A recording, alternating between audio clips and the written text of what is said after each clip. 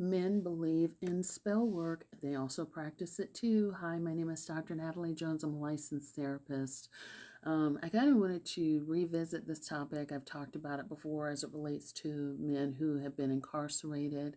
Um, and how I've told you before, it's like a cultural phenomenon that I stumbled upon in working in the prison system, and how a lot of men there believe that the reason why they're in jail, the reason why they experience misfortune is because a woman has put, hoodoo, voodoo, spell work, hexes, curses, all kinds of stuff on them, right? And so that's why their life is now taking this downward turn, and things just can't get back on the upswing. And today, I saw a little clip about, with Ray J and Cam Newton. And this is the first time I've seen this type of accusation where a man is accusing another man of spell work. And Ray J, he made an accusation about another singer. He says, I don't deal with him. He says some things to me, and I don't associate with people, with men who try to bring spell work against me. And he talked a whole lot about how his life has now taken a turn since that kind of stuff was spoken into him by another man. So it's very interesting, but I don't think that people realize how much a lot of men really believe in and practice spell work.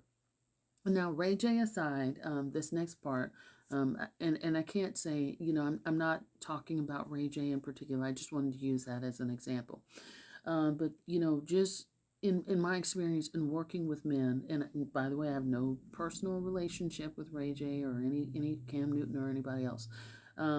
Just in working with men in the past that I've worked with that actually believe in this, when they make an accusation of spell work or curses or things like that, it is usually a projection of something that they would do or that they have done. It might actually speak to their conscience about some things that they have done.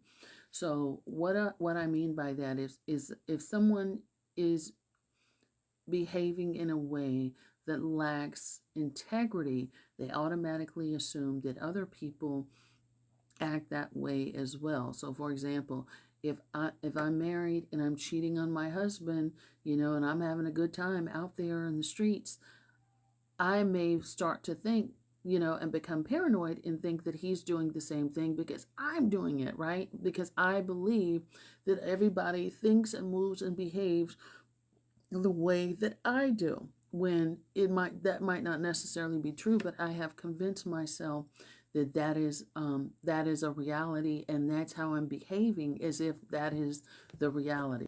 So I'm much more apt to think that, oh, he's a cheater too, because number one, that makes me feel better about what I'm doing. Number two, I think everybody thinks and moves and behaves the way that I do.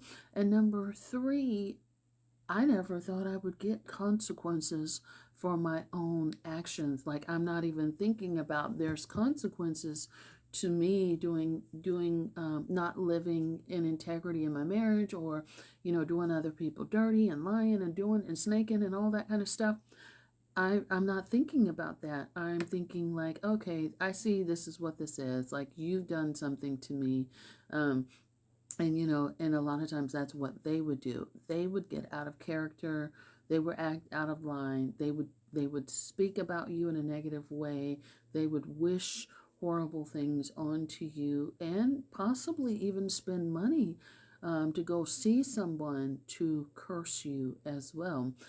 This is a real thing, and I think it's definitely shining the light on a cultural phenomenon that not a lot of people think of,